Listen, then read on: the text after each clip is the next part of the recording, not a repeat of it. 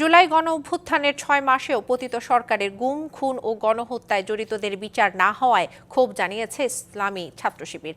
রাজধানীতে গণমিছিল শেষে বিচার নিশ্চিত না হওয়া পর্যন্ত রাজপথ না ছাড়ার হুঁশিয়ারি দেন নেতারা।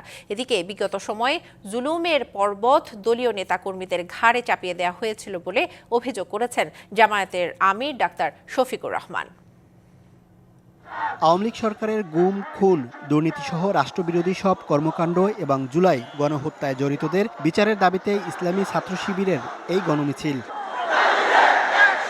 জুমার নামাজের পর জাতীয় মসজিদ বাইতুল মোকাররম থেকে শুরু হয় মিছিল। শাহবাগ মোড়ে মিছিল শেষে কথা বলেন সংগঠনের নেতারা।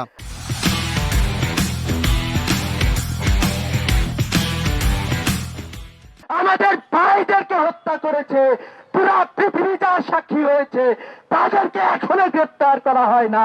সামনেও কাউকে আমরা ছাড়বো না যদি আওয়ামী ফেসিবাদকে পুনর্বাসন করতে চায়। হুঁশিয়ারি আসে, নতুন করে যদি কেউ ফেসিবাদ সৃষ্টি করতে চায়, অবস্থা আওয়ামী লীগের মতো শোচনীয় হবে। আজ পর্যন্ত 6 মাসের মধ্যে আমরা তাদের বিচার নিশ্চিত করতে দেখি নাই। বাংলার জমিনে আওয়ামী সন্ত্রাসীদের, নিকৃষ্ট ফাসিস্টদের, নিষিদ্ধ ছাত্রলীগের বিচার আমরা নিশ্চিত করবো ইনশাআল্লাহ।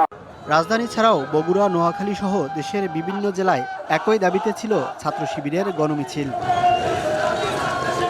এদিকে রাজধানীর মগবাজারে সাবেক নারী সংসদ সদস্য হাফেজা আসমা খাতুনের স্মরণ অনুষ্ঠানে যোগ দেন জামাতের আমির। বলেন, হঠকারিতা ও ফেসিবাদ কারোর জন্য কল্যাণ বয়ে আনে না। জুলুমের মহাপর্বত আমাদের গাড়ে চাপিয়ে দেওয়া হয়েছে।